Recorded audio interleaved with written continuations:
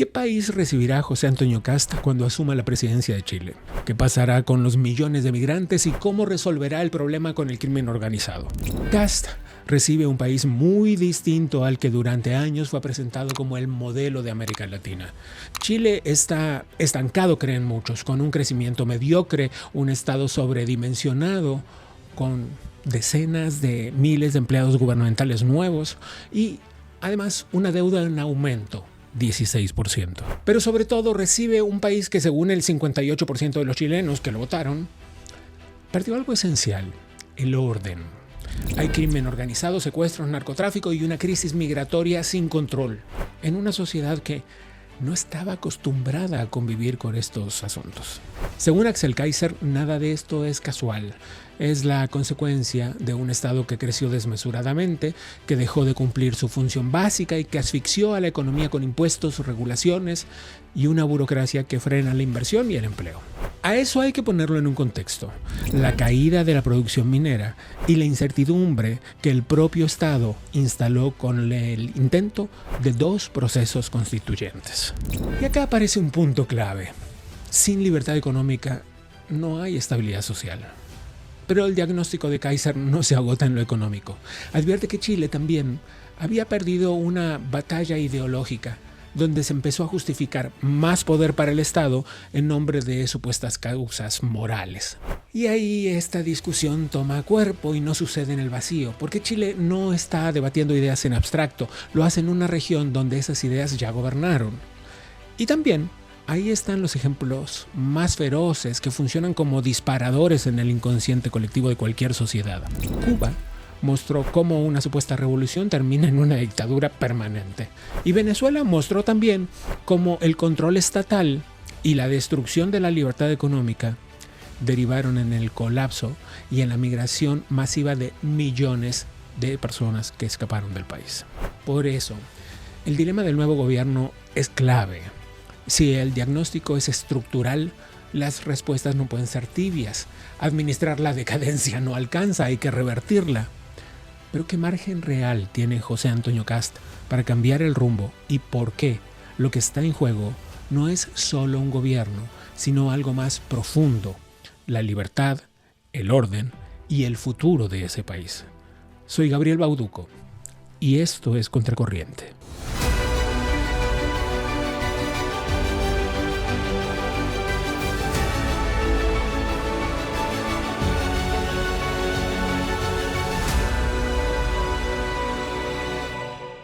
Bueno, ustedes conocen muy bien a Axel Kaiser. Es un autor de libros bestseller sobre economía y pensamiento político, centrado fundamentalmente en Latinoamérica, aunque su libro más reciente, del que hablaremos también al final de esta conversación, tiene una visión mucho más global, muy provocadora y muy profunda. Axel es además Senior Research Fellow en el Adam Smith Center for Economic Freedom, así es que no perdamos más tiempo y entremos a la conversación. Axel, como siempre, es un gusto conversar contigo. Gracias. Encantado, muchas gracias por la invitación. ¿Qué Chile recibe José Antonio Kast? ¿Cuál es el escenario? Bueno, es un escenario muy complejo, es un Chile que lleva más de una década de decadencia, casi sin crecimiento económico.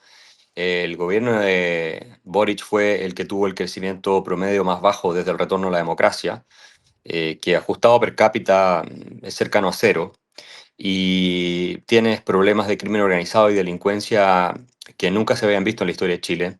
Es el peor momento en materia de seguridad de la historia del país, en parte por las políticas del mismo presidente Boric y del gobierno de izquierda liderado por el Partido Comunista, que es aliado, como sabemos, del régimen venezolano, y que salieron a defender a Maduro. Y ellos hicieron demasiado por facilitarle la vida al crimen organizado para que se pudiera instalar en Chile sin problemas, abriendo las fronteras para que no haya control en las fronteras, frenando a las policías para que no puedan hacer el trabajo que tienen que hacer, obviamente también impidiendo que las Fuerzas Armadas operen en los estados de excepción en los que se han decretado, para frenar grupos terroristas. Entonces es un gobierno que ha sido muy afín a la delincuencia, a la criminalidad.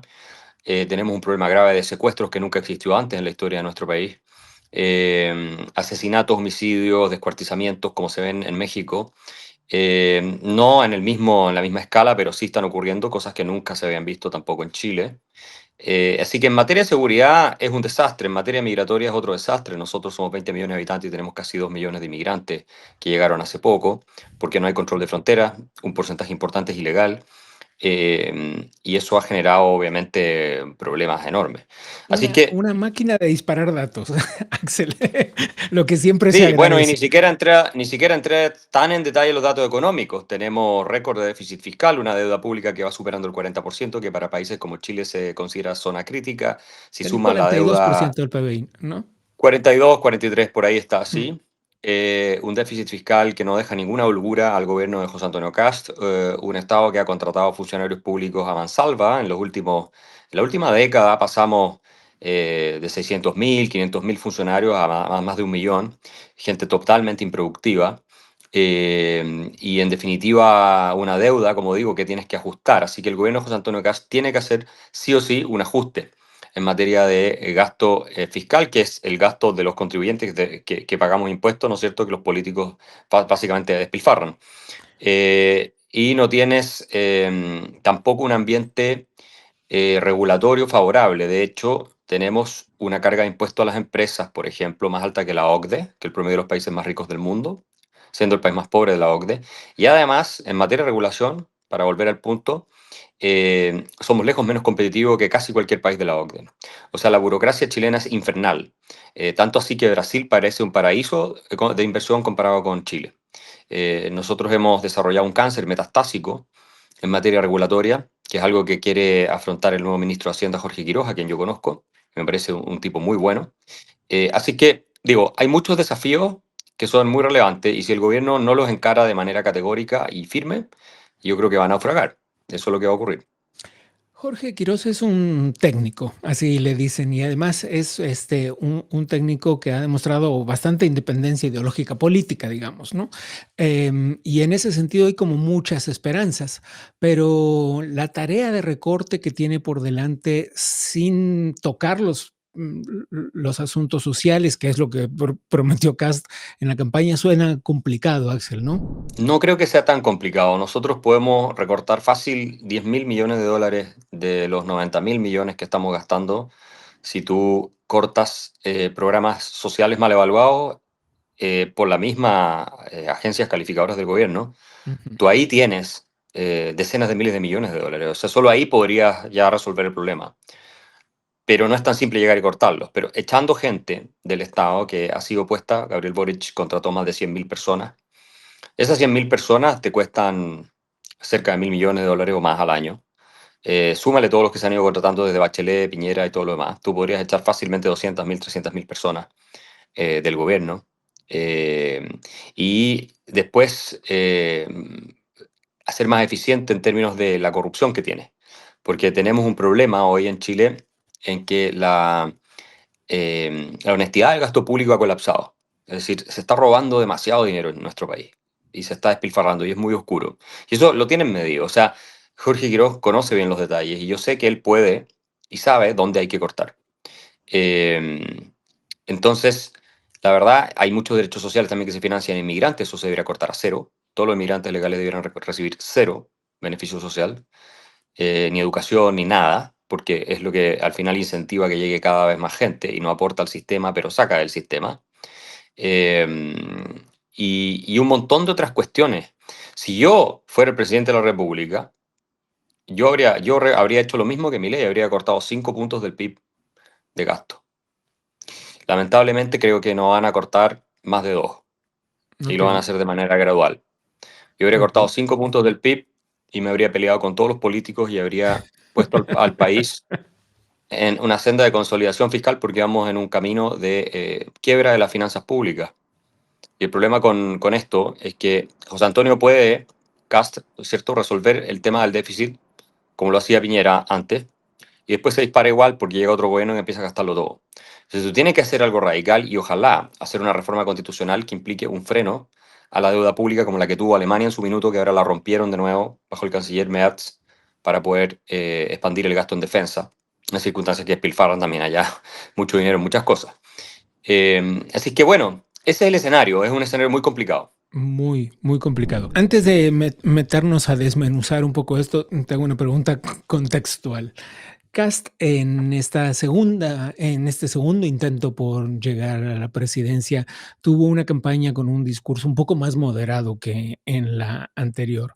¿Crees que este fue un efecto que afectó solo a la campaña o que será espejo de su gobierno? Las señales que ha dado Casta hasta ahora son mixtas. Por un lado, ha hecho un gobierno como de amplia convergencia de Ujú, sectores de la ex centroizquierda hasta la derecha, menos la derecha libertaria, que es la de Johannes, mi hermano, que ujú. tienen un partido muy importante. Él fue candidato presidencial.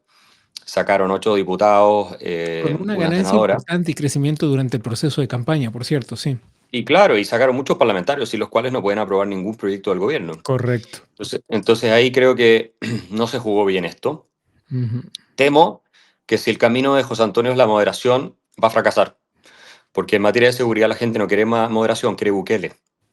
Y en materia económica, y no lo está leyendo bien, ¿ah? Mi impresión es que no está leyendo bien el ánimo popular.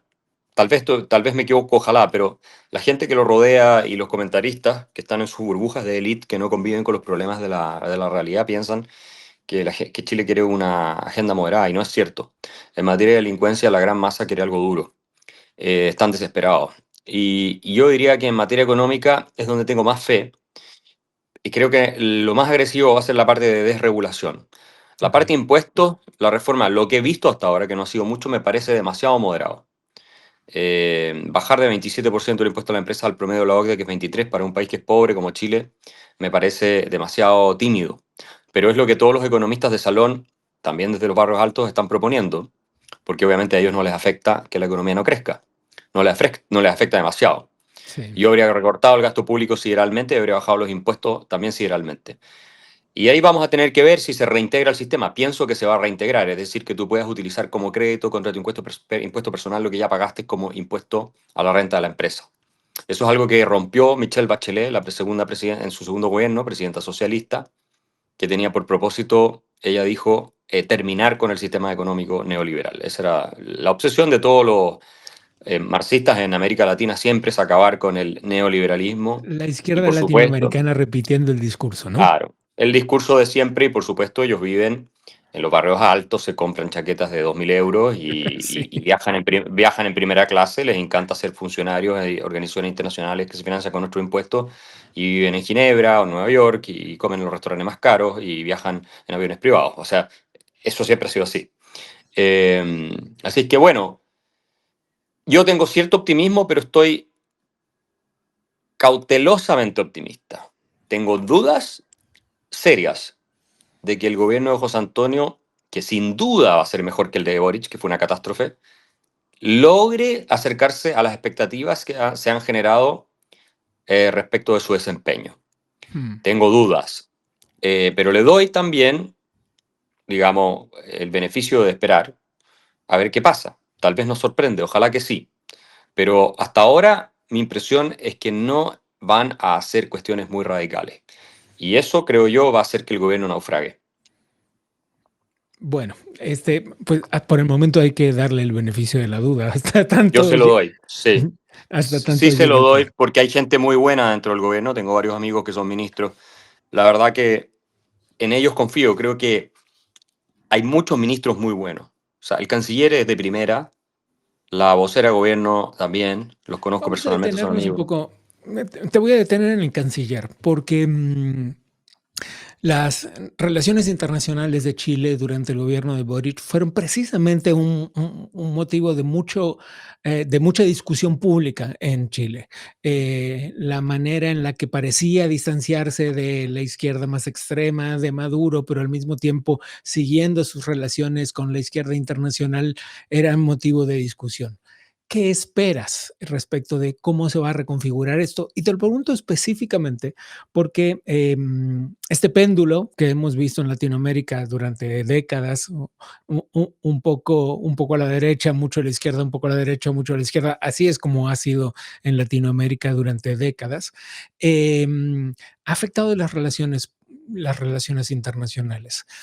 Con la caída de Nicolás Maduro, no sabemos todavía qué tan profunda será la transformación del régimen en Venezuela, pero la caída de Nicolás Maduro, la llegada de Casta al poder, Milei, el cambio en Bolivia, en fin, hay una serie de señales. ¿Cómo van a ser las relaciones internacionales de Chile ahora? Yo creo que van a estar muy alineadas con el eje Estados Unidos. Ahí no te noto tan optimista, fíjate. No, no, sí, estoy muy optimista. En Ah, qué materia de bueno. relaciones internacionales estoy mucho más optimista que en materia de política interna. Ok.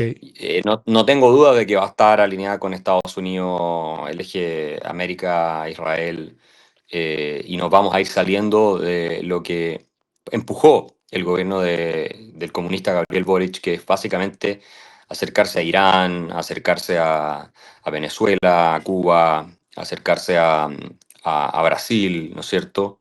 Y Rusia. Indirectamente, sobre todo China más que Rusia, porque hay que reconocer que Boric fue más cercano, o por lo menos en sus declaraciones, prestó apoyo a Zelensky. Pero sí, China, Irán, Cuba, Venezuela, por el Partido Comunista, porque no nos olvidemos, Boric no es el único que está en el gobierno. El Partido Comunista es un partido marxista-leninista totalitario que funciona para el crimen organizado en Chile, con Ujú. directos vínculos sobre el régimen de Nicolás Maduro y el narcotráfico, digamos. O sea, eso es así. Y por lo tanto, eso va a cambiar con el gobierno de José Antonio, 100%. Y hoy soy mucho más optimista de que las relaciones internacionales nos van a volver a poner en el contexto de esta Guerra Fría 2.0 que hay entre Estados Unidos y Chile, perdón, entre Estados Unidos y China, no Chile, Sí, entre sí. Estados Unidos y China, nos va a poner a los chilenos en el eje, digamos, que nunca debiéramos haber salido o tentado, o habernos tentado con salir, que es el de Occidente. Te hago una pregunta Eh, por ignorancia, Axel, antes de meterme en otros asuntos que tienen que ver con el comunismo en Chile, pero ¿cómo es la relación comercial? Porque esto no lo sé. ¿Cómo es la relación comercial o cómo se modificó la relación comercial entre México y perdón, entre Chile y China durante el gobierno de Boric? no, la relación comercial siguió siendo muy parecida. Nosotros le Ya, vendemos, es nuestro principal socio comercial. El problema fue más un tema político, ok. de aproximación hacia la, la fórmula china, ¿no? La influencia que tiene China también dentro de nuestro país, invirtiendo en sectores críticos de la economía y pasándole dinero a partidos de gobierno, a funcionarios o miembros de los partidos de gobierno, el Partido Comunista y otros. Ese es el problema. Entonces, hay una lucha ahí que tiene que ver con la influencia interna en nuestros asuntos de China. ¿Ya?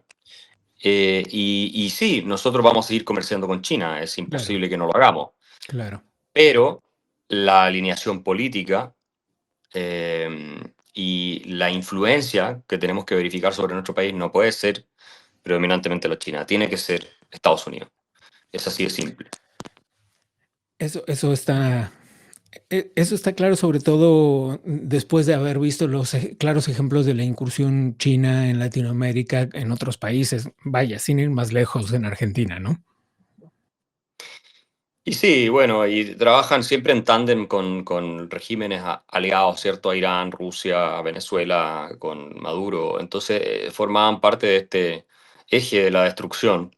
Mm, Y las izquierdas latinoamericanas, que son además extremadamente corruptas, nosotros, el gobierno de Boric es el más corrupto de la historia de Chile probablemente, se dejan además sobornar fácilmente con los dineros de estos bloques. mm. Y, y bueno, tienen su agenda ideológica, que es la de instalar sus dictaduras en todos nuestros países. Boric trató de hacer eso con la nueva constitución que le rechazamos, no le resultó. Correcto. Hablemos ahora un poco de cómo se reacomoda el mapa geopolítico. Te pintaba hoy un poco este movimiento pendular. Recordemos algunos escenarios donde la izquierda latinoamericana tuvo las manos metidas en Chile. Recordemos los saqueos y los hechos violentos del 19 y el papel que jugó Cuba ahí. Recordemos a Venezuela asesinando a alguien, la inteligencia venezolana asesinando a alguien en Chile. Es decir, claramente ahí había una serie de malos entendidos, por decirlo suavemente. ¿Qué, ¿Cómo crees que se reacomoda el mapa en este sentido? Con la caída de Nicolás Maduro, te decía, con el colapso que se dibuja en Cuba. No, yo creo que es la mejor noticia que ha pasado en la región en décadas. O sea, si efectivamente termina produciendo una transición integral en Venezuela hacia la democracia, y se quiebra el vínculo entre el narco, el régimen venezolano, tú tienes un corte también en los tentáculos de todo ese régimen que llegaban hasta Chile y el gobierno chileno. O sea, el régimen venezolano estaba metido dentro del gobierno de Chile, con sus redes de crimen organizado, porque el Partido Comunista Chileno trabaja para el régimen venezolano. Y se habían tomado todas las secretarías de seguridad, los ministerios de defensa y todo, y sin ninguna duda, ¿cierto? Le deben haber transferido todo tipo de información sobre nuestro sistema de seguridad al narcotráfico, al crimen organizado, porque para eso están ahí, ¿no? Entonces, que caiga Venezuela, se les corta un aliado que además ayudó a financiar toda la explosión del año 2019 contra Piñera. Y si cae Cuba, que es el origen de todo mal, por decirlo así, donde están los Sí. agentes de inteligencia y los que asesoran a todos los delincuentes políticos que tenemos en nuestros países, bueno, eso va a ayudar a limpiar muchísimo a toda la región del cáncer nefasto que ha sido estas dictaduras marxistas desde que se hace la Revolución Cubana en el año 59. O sea, la verdad es que son muy buenas noticias, es muy favorable, es lo mejor que nos ha pasado. Hoy, cuando pintabas el escenario de casi 2 millones de migrantes en un país de 20 millones, es el 10%, es muchísimo, pero muchísimo. Eh, Muchísimo. Déjame aportar algunos números al respecto. Se cree que 42% de esos 2 millones de personas son venezolanos, entre el 38 y el 42%. Muchos de ellos en un proceso de migración, porque no estamos ni estigmatizando a los venezolanos ni a los migrantes, es decir, pero claramente eh, hay procesos que se produjeron de la mano, en simultáneo. Del 18 para acá, ese proceso migratorio aumentó de manera radical, alrededor de un 45%. El 42% de esos 2 millones son venezolanos, muchos de ellos radicados en el norte del país, donde además y al mismo tiempo, y otra vez, evitando toda estigmatización, se ha desarrollado los focos de mucha actividad criminal, de narcotráfico, de secuestros. ¿Crees que con la caída del régimen de Maduro eso cambiará para Chile? Cambiará en la medida en que el gobierno que asume ahora haga también un trabajo de control interno de la delincuencia, Mm. de cierre de fronteras y que le dé el respaldo que necesitan Fuerzas Armadas, Carabineros para hacer su trabajo. Si no, no va a haber un cambio tan real. Es decir, va a haber algo de cambio. Tal vez no empeore mucho más, pero la situación ya es grave y va a seguir siendo grave, ¿no? Porque tampoco es que Maduro se va y entonces dejan de existir todos los otros cabecillas del narco y todo lo demás. Están los carteles funcionando igual. Entonces, la verdad es que hay que hacer cada uno su trabajo. Que Y caiga ser Maduro y el minuciosos, ¿no? régimen Porque ayuda. decir, un volumen migratorio de ese tamaño también trae otras actividades, trae mucha mano de Bueno, obra, trae delin economía, en fin, delincuencia. ¿no? No, Pero sí, sí, pero es que nosotros no necesitamos mano de obra porque nosotros tenemos mucha gente desempleada en Chile. ya, Y la verdad es que la economía no crece. Tú hubo no un tienes cómo crecimiento absorber. alrededor del 15% en el desempleo durante el gobierno de Boric. Sí, y lo tenemos hace tiempo, el desempleo va subiendo, Mm. porque depende cómo tú lo mides, ¿viste? Cuando ya nadie está buscando trabajo, no los ponen en la tasa de desempleo y así. Pero eh, esa idea de que la migración masiva ayuda a la economía es una de las más grandes falacias que existe. No ha pasado nunca no ha pasado nunca en la historia, salvo que tú tengas efectivamente un país vacío, donde no hay gente. Porque además Entonces metemos llega presión sobre el Estado en términos de salud, educación, en fin, ¿no? exactamente. Y sí, salud, educación, costos de uso de infraestructura, policías, Servicios etcétera, por públicos, parte de los sí. inmigrantes. Ujú. Y sí, obviamente que uno entiende que cae también el precio del trabajo, cae porque tienes más oferta de trabajadores, entonces a nivel de bajo calificaciones cae. Es más fácil contratar a gente, te sale más barato, pero por otro lado, eso genera el resentimiento de que los chilenos o quedan desempleados o tienen que bajar también sus ingresos, lo que le pasa a cualquier local nacional en esos segmentos de bajos calificaciones. Totalmente. Entonces yo no pienso que esto haya sido bueno para la economía en Chile, ¿no? Ni en Europa lo ha sido, que en realidad los inmigrantes van a vivir del Estado, ni tampoco lo es en Estados Unidos necesariamente, salvo la gente calificada, cuando uno hace bien los cálculos. Así que la verdad, yo creo que los sueldos estarían más altos si no tuvieras tanto migrante. Pero también en una economía que no crece, los sueldos no tampoco crecen, o sea, Totalmente. ese es Totalmente. el problema. Se nos acaba un poco el tiempo, pero no quiero terminar antes de hacerte varias preguntas sobre el libro que acabas de publicar, que se llama Nazi Comunismo. Eh, yo hago solo una idea resumiendo un poco el espíritu del libro, que es en contra de lo que la gente crea. No eran espíritus opuestos, no era que el comunismo era una cosa y los nazis eran la derecha, como suele decirte. Escribiste un libro entero sobre eso que se llama Nazi Comunismo, cuya portada pueden ver en pantalla ahora, y que fue publicado por Editorial Planeta y que ustedes pueden encontrar en todo, ya saben cuál es el mecanismo. Van a Amazon, le dan clic y lo compran, pero ¿cómo fue que desarrollaste esta idea que es bastante provocadora, por cierto, Axel? Bueno, leyendo muchísimo y dándome cuenta de que no soy el primero en hacer esa comparación. Si tú lees a von Mises y Hayek, ellos ya habían hecho esa comparación hace Hayek un ya lo siglo había hecho atrás. también, sí. Después Hannah Arendt también la hace, en cierto sentido, en su libro sobre los orígenes del totalitarismo. Karl Popper también menciona a Marx como uno de los enemigos de la sociedad abierta y habla del carácter colectivista e irracionalista del pensamiento marxista. Después tienes tú Klemperer, por ejemplo, el intelectual alemán, que también sostiene, ¿no es cierto?, que en el fondo los nazis no son más que comunistas disfrazados. Eh, y así hay una serie de intelectuales que ya habían hecho estas observaciones. Lo que yo hice en el libro fue un análisis sistemático con una estructura novedosa y con fuentes directas. Está totalmente citado los discursos y todo lo demás para que la gente lo pueda ver por sí misma. Fuentes secundarias también, pero primarias, muchas. Y la verdad es que cuando tú lo analizas y lo estudias bien, te das cuenta que en esencia el marxismo-leninismo y el nazismo son lo mismo, en esencia, salvo por el internacionalismo, que sí es un elemento relevante que los distingue, pero todo lo demás, el totalitarismo de nazi y comunista, la ideología criminal, eh, digamos, que postulan, eh, el, la reacción en contra de la tradición cristiana occidental, por E ir ejemplo, en el contra antihumano. del individualismo también, ¿no?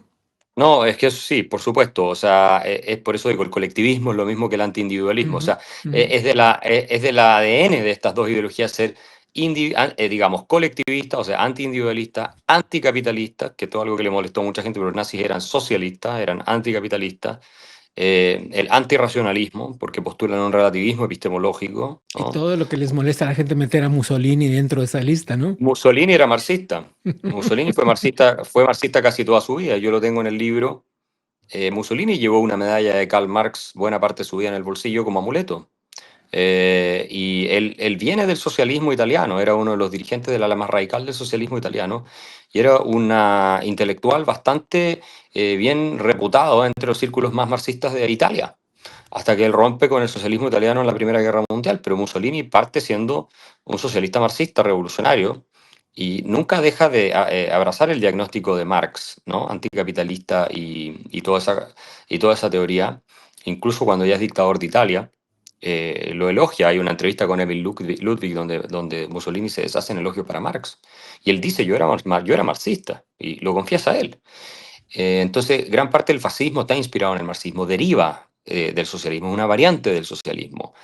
Eh, claro que el nacionalismo lo hace distinto y esa es la cuestión que a Mussolini lo hace romper con el socialismo italiano, que él dice, no, esta cosa no es internacionalista, hay que priorizar la nación, nuestras tradiciones, nuestra cultura, y no una cuestión que deshaga todo eso en función de una revolución global.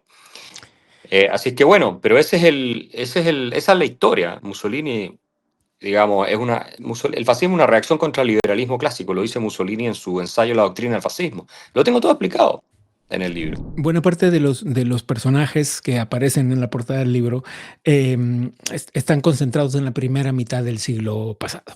¿Sí? ¿Encuentras un paralelo en la realidad que vivimos hoy? En el sentido de que el wokismo, que es marxismo cultural, que se ha apoderado de Estados Unidos y ha infectado el resto de Occidente, Inglaterra y otros países, eh, suscribe la misma teoría epistemológica, que básicamente no hay una unidad de la razón humana, no hay una misma lógica de la estructura de la mente humana para todos los grupos. Entonces te dicen que los blancos tenemos una forma de pensar, o los heteros tenemos una forma de pensar, los homosexuales otra, los negros otra, y la obviamente falsa y explotadora y opresora es la lógica de la mente del hombre blanco heterosexual, ¿no? Y ese es el opresor. Así como Marx decía que era la del burgués, ¿no? Que era el opresor y que tenía una lógica falsa. Y los nazis tomaron eso de Marx y dijeron, bueno, la lógica del judío es la lógica falsa y opresora, y la lógica verdadera es la de los arios. Y Marx decía la lógica verdadera es la de los proletarios. Y los de hoy, los woke, dicen según el grupo, la lógica verdadera es la de los que son considerados víctimas.